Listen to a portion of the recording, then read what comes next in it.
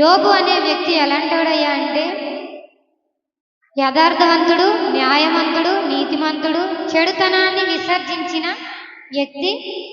అలాగే దేవుని యందు భయభక్తులు కలిగిన వాడంట. కాబట్టి దేవుడు అతన్ని ఆస్తిపరునిగా చేసిన ఆ కాలంలో. ఇవన్నీ ఇచ్చింది ఎవరు? దేవుడే ఇచ్చారు. తర్వాత ఎందుకు తీసుకున్నారో చూద్దామా? ఇక్కడ అదే 1వ అధ్యాయంలో 8వ వచనం. అందుకు యెహోవా, నీవు నా సేవకుడైన యోబు సంగతి ఆలోచించితివా? అతడు యథార్థవర్తనుడును, న్యాయవంతుడనై దేవుని యందు భయభక్తులు కలిగి చెడుతనమును విసర్జించిన వాడు భూమి మీద అతని వంటి వాడెవడును లేడు. దేవునికి స్తోత్రం, హల్లెలూయా. ఇక్కడ ఏమన్నారు? ఎవరన్నారు? యెహోవా అన్నారు. ఎవరితో అన్నారయ్యా అంటే అక్కడ అపవాదితో అంటాడు. అపవాదిని అడుగుతారు, ఎక్కడికి వెళ్ళొచ్చో అంటే అటు ఇటు తిరిగి వచ్చాను భూమి మీద అంటే అప్పుడు అంటారు యెహోవా అపవాదితో, నువ్వు చూసావా భూమి మీద నా సేవకుడైన యోబు? అతడు యథార్థవంతుడు, నీతిమంతుడు, న్యాయవంతుడు, నా యందు భయభక్తులు కలిగిన వ్యక్తి. చెడుతనాన్ని ఆ వ్యక్తి విసర్జించాడు. భూమి మీద అతని వంటి వాడు ఎక్కడా లేడు, ఒక్కడునూ లేడు అని యెహోవా అపవాదితో సెలవిస్తాడు. ఇక్కడ యోబుని ఏ విధంగా అన్నారు? నా సేవకుడైన యోబు అంటే దేవుడు అక్కడ గర్వంతో చెప్తున్నారు, నా సేవకుడు నా మాట వింటాడు, నా యందు భయభక్తులు కలిగి జీవిస్తున్నాడు, చెడుతనాన్ని అతడు విసర్జించాడు, నా మాటకి లోబడతాడు, అతడు నీతిని న్యాయాన్ని విడిచిపెట్టడు, అతనికి అంత ఆస్తి ఉన్నా సరే ఎక్కడా కూడా ఏ విధమైన తప్పిదాలు చేయలేదు అని అపవాదితో చెప్తాడు.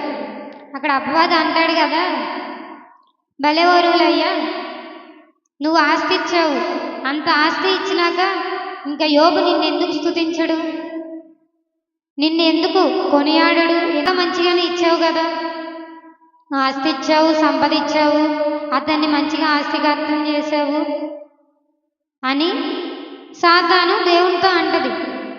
తర్వాత ఇంకో మాట కూడా, అతని చుట్టూ నీవు కంచె వేసావు కదా. దేవునికి స్తోత్రం, హల్లెలూయా. సాతానికి కూడా యోబుని ఏం చేయడానికి అవకాశం లేదు. ఎందుకని అవకాశం లేదు? దేవుడు అన్నీ ఇచ్చినా సరే యోబు ఎలా ఉన్నాడు? దేవుని యందు విశ్వాసం కలిగే ఉన్నాడు, చెడుతనాన్ని విడిచిపెట్టాడు, నీతిమంతుడిగానే జీవిస్తున్నాడు. అక్కడ సాతాను అంటది ఏమనంటే, అక్కడే 11వ వచనంలో, అయినను నీవిప్పుడు నీ చెయ్యి చాపి అతనికి కలిగిన సమస్తమును మొత్తిన ఎడల అతడు నీ ముఖము ఎదుటనే దూషించి నిన్ను విడిచిపోను. దేవునికి స్తోత్రం, హల్లెలూయా. అక్కడ అపవాది అంటుంది దేవునితో, నువ్వు ఇవన్నీ ఇచ్చావు కదా, నిన్ను స్తుతించకుండా ఏం చేస్తాడు? ఇవన్నీ తీసేసుకో, అతనికి కలిగిన సమస్తాన్ని, అతను ఏమైతే కలిగి ఉన్నాడో అతని యొక్క కుమారుల్ని, కుమార్తెల్ని, అతనికి కలిగిన ఆస్తి అంతటిని, అతని యొక్క పనివారిని అంతా నువ్వు తీసేసుకో. ఏం చేస్తాడో చూద్దాం. నిన్ను తిట్టకుండా ఏం చేస్తాడు? అంతా తీసుకుంటే ఏదో నువ్వు ఆస్తి ఇచ్చావు కాబట్టి, ఏదో నువ్వు సంపద ఇచ్చావు కాబట్టి నీ యందు భయభక్తులు కలిగి జీవిస్తున్నాడు. ఒకసారి అలా చెయ్యి అంటాడు అపవాది యెహోవాతో. అక్కడ అపవాదికే ఛాన్స్ ఇస్తాడు, నీ ఇష్టం వచ్చింది చేసుకో. అతడైతే నీతిని, యథార్థతను వదిలిపెట్టడు. అతడు న్యాయవంతుడు, నా యందు భయభక్తులు కలిగిన వ్యక్తి యోబు. నువ్వు అతన్ని నచ్చినట్టు ఎలా అయినా హింసించు, కానీ అతని ప్రాణానికి మాత్రం ఏ హాని చేయొద్దు అంటారు. అక్కడ సాతాను మొదటగా ఏం చేస్తుందయ్యా అంటే అతనికి కలిగిన సమస్తాన్ని, అనగా అతని యొక్క పిల్లల్ని, అతని యొక్క ఆస్తి అంతా గొర్రెల్ని, గాడిదల్ని, ఒంటెల్ని, పనివారిని అంత ఒక్క రోజులోనే హతం చేస్తుంది, అంతా నాశనం చేస్తుంది. ఇక్కడ ఈ మాటలన్నీ యోబుకు తెలిసినప్పుడు అతను ఏమంటాడయ్యా అంటే, ఇక్కడ అన్నాడు కదా, నేను నా తల్లి గర్భంలో నుండి దిగంబరినై వచ్చి తిని దిగంబరినై అక్కడికి తిరిగి వెళ్ళదును. యెహోవా ఇచ్చెను, యెహోవా తీసుకొని పోయాను. దేవునికి స్తోత్రం. హల్లెలూయా. అతనికి కలిగిన సమస్తాన్ని ఒక్క రోజులోనే కోల్పోయినా సరే అతను ఏమంటున్నాడయ్యా అంటే, ఇప్పుడు నేను తల్లి గర్భంలో నుంచి ఎలా అయితే వచ్చానో వెళ్ళేటప్పుడు కూడా అలానే వెళ్తాను. ఆయన ఇప్పటి వరకు ఆయనే ఇచ్చాడు కదా, ఆయనే తీసుకున్నాడు. ఆయన నామమునకే స్తుతి కలుగును గాక అంటాడు. ఎవరంటారు ఈ మాట? యోబు అంటారు. ఏ స్థితిలో ఉన్నప్పుడు అంటారు? తనకున్నదంతా కోల్పోయినప్పుడు. ఇంకా అసలు తనకి సమస్తం అంతా, ఆస్తి ఏంటి, అంతస్తులేంటి, అన్నీ ఒంటెలు, గాడిదలు అన్నీ ఒక్కసారే, తన యొక్క కుమారులు, కుమార్తెలు, తనకు కలిగిన సమస్తాన్ని అంతా ఒక్క రోజులోనే కోల్పోతాడు. ఆ మాటలన్నీ విన్న తర్వాత కూడా ఏమని మాట్లాడతారు? నేను ఎలా అయితే వచ్చానో అలానే పోతాను. ఇప్పటి వరకు దేవుడే ఇచ్చాడు, దేవుడే తీసుకున్నాడు, ఆయన నామానికే స్తుతి కలుగును గాక అంటారు. దేవునికి స్తోత్రం. హల్లెలూయా. అదే స్థితిలో మనం ఉంటే ఏదైనా చిన్నది కోల్పోయినా సరే, కొంత కోల్పోయినా మనం ఎన్ని మాటలు అంటాం దేవుణ్ణి. ఇక్కడ ఈ విషయంలో అపవాది దేవుని విషయంలో ఎవరు గెలిచారు? దేవుడే గెలిచారు కదా. ఎందుకని గెలిచారు?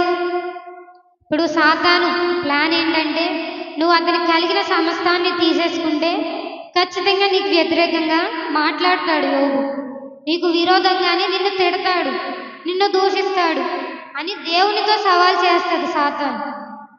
దానికి స్తోత్రం. హల్లెలూయా. ఒక్కసారి యోబు అలా అనేసరికి దెమ్మ తిరిగిపోద్ది సాతానికి. ఇప్పుడు మళ్ళీ రెండో ప్లాన్ ఏంటంటే, అతనికి ఇప్పుడు అంటారు కదా, ఇక్కడ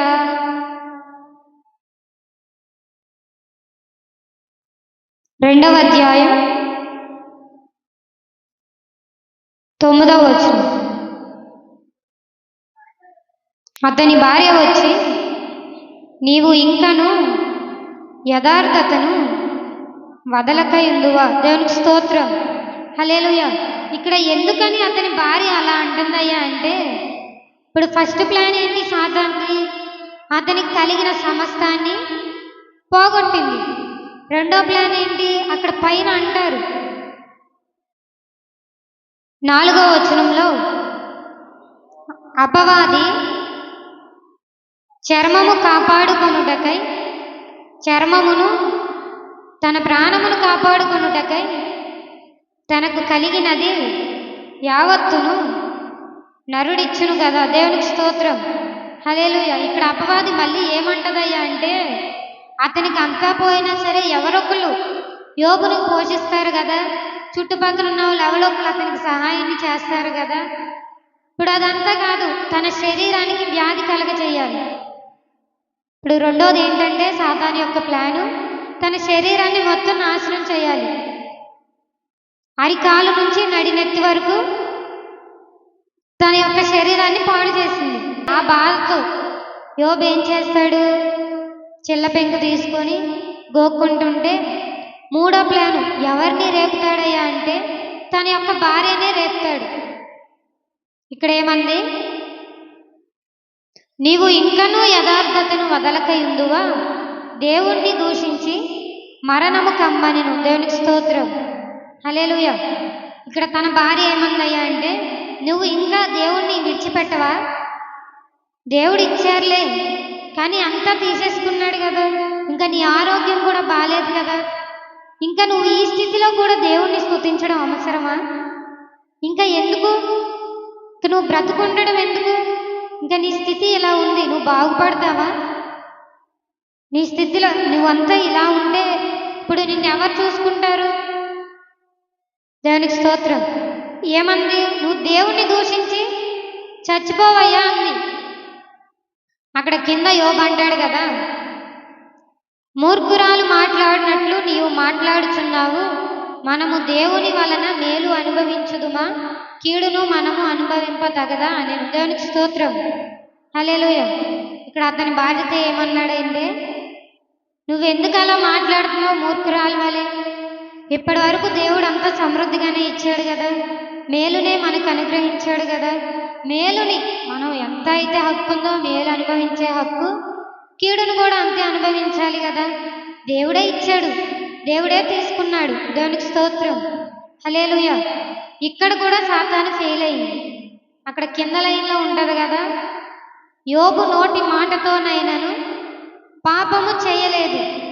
ఇక్కడ తన యొక్క భార్య ఉంది, నువ్వెందుకు ఇంకా దేవుణ్ణి స్తుతిస్తున్నావు, ఎందుకు ఇంకా ఆరాధిస్తున్నావు, ఇంకా అవసరమా ఈ స్థితిలో కూడా నువ్వు స్తుతించడం?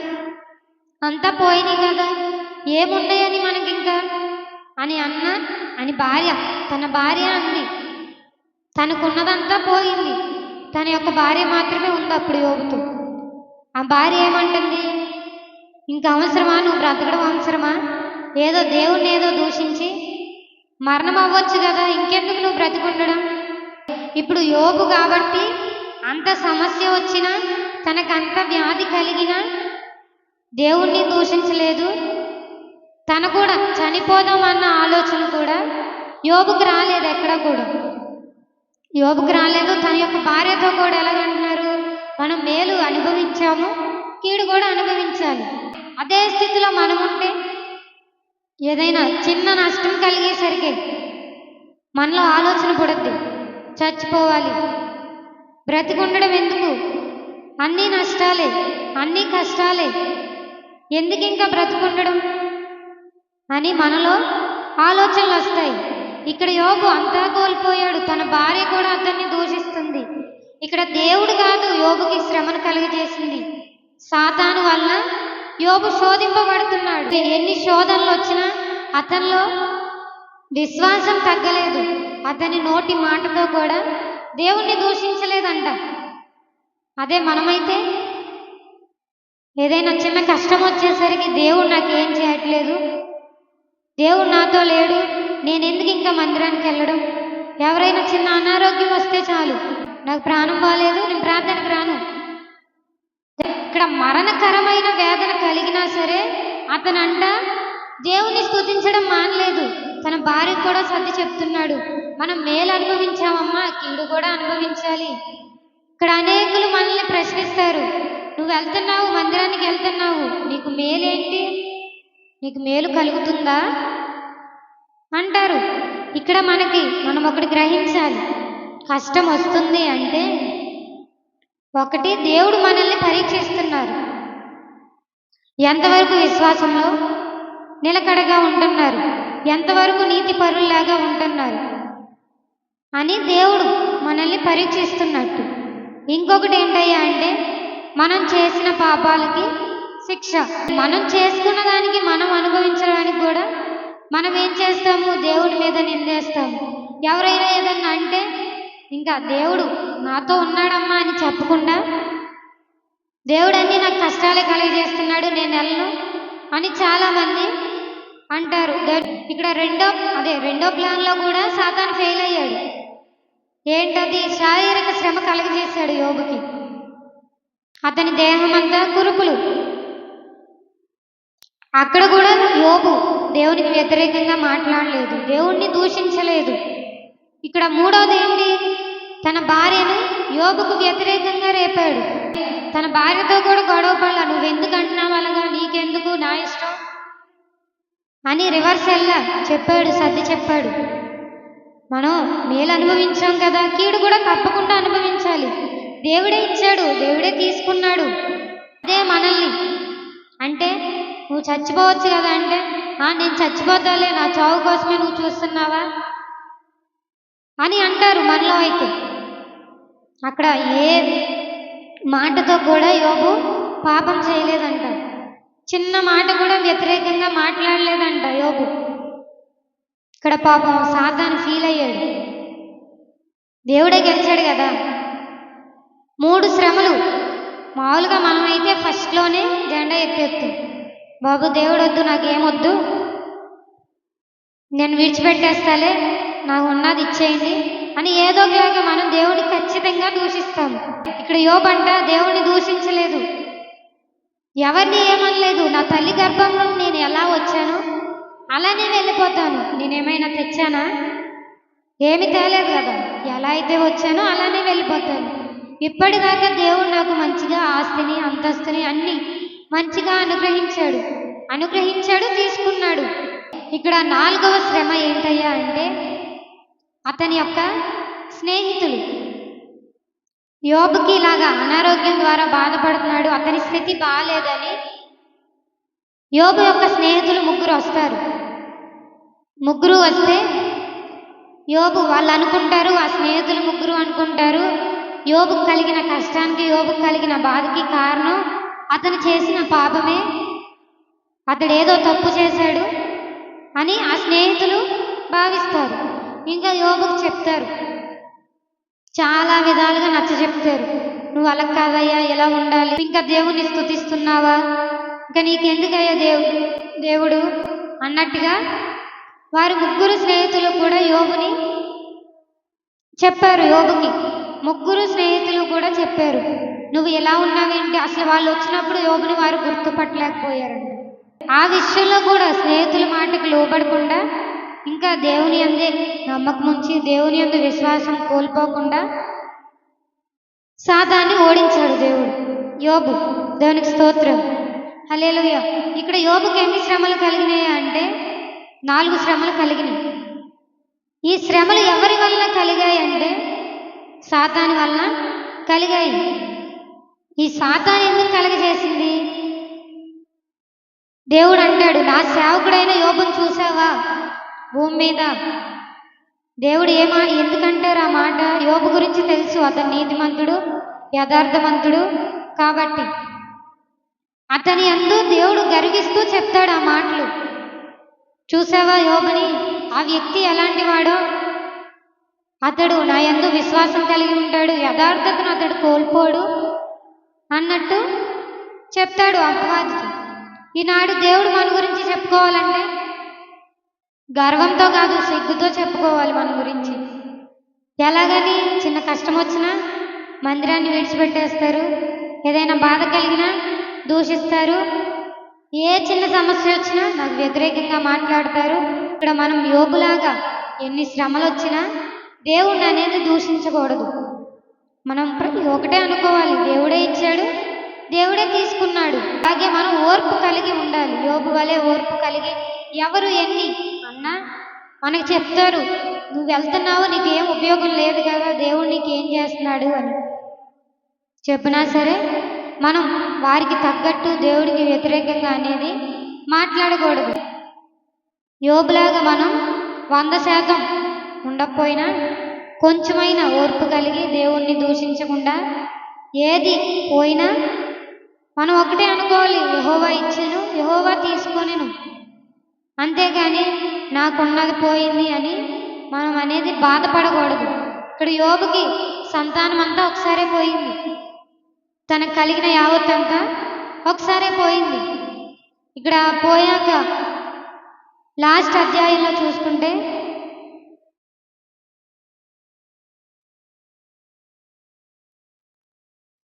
42వ అధ్యాయం,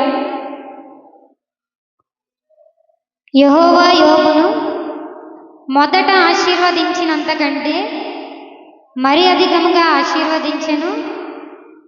అతనికి 14,000 గొర్రెలను, 6,000 ఒంటెలను, 1000 జతల ఎడ్లను, 1000 ఆడగాడిదలను కలిగెను. దేవునికి స్తోత్రం, హల్లెలూయా. ఇక్కడికి ఇప్పుడు ఇన్నాళ్ళు ఏమనుభవించాడు? ముందు శ్రమలు అనుభవించాడు. ఎవరి వల్ల శ్రమలు? సాతాను పెట్టిన శ్రమలను అనుభవించాడు. దేవుణ్ణి దూషించలేదు ఎక్కడా కూడా. అక్కడ మళ్ళీ దేవుడు ఏమిచ్చారంట? మొదట ఆశీర్వదించినంతకంటే మరీ ఎక్కువగా ఆశీర్వదించాడంట యోబుని. అతనికి కలిగిన సమస్తాన్ని ఏ విధంగా అయితే తీసేసుకున్నాడో మళ్ళీ ఆ విధంగానే రెట్టింపు అనుగ్రహించాడు. తన యొక్క కుమార్తెలను కూడా యోబుకి అనుగ్రహించాడు. అలాగే అతడు 4 తరాల వరకు అతని సంతతిని చూశాడంట. ఇదంతా ఎందుకని చూశాడు? దేవుడు ఎందుకని ఆశీర్వదించాడు? సాతాను పెట్టిన శ్రమలు అన్నీ తీసేసుకున్నా దూషించకుండా దేవుని యందు నిలకడగా విశ్వాసంగా ఉన్నాడు. దేవునికి స్తోత్రం. మనం కూడా యోబంత విశ్వాసం, యోబంత ఓర్పు మనకు ఉండదులేండి. అంత కాకపోయినా ఏదో కొంచెమైనా మనలో ఉండాలి.